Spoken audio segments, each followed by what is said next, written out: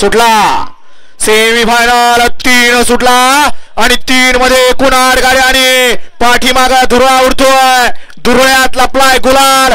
अतिशय सुंदर अशी लढत आहे. पड्याल घरचा असाच अड्याल मास आहे. इकडे सुंदर अशी लढत येतोय आणि सोनेड्यावर रामसोडीकरांचा निर्वाद वर्चस्व.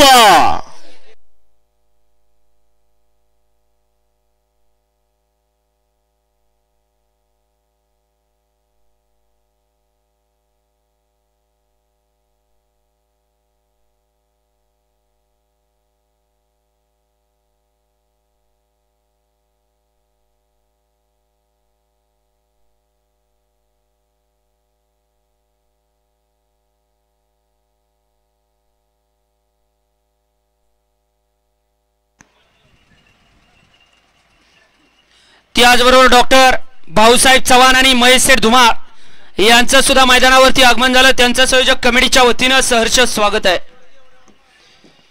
वळवा चला सेमीफायनल 4चे बैलगाडी मालक गाड्या वळून घ्या. सेमीफायनल 3चा निकाल आणि निकाल.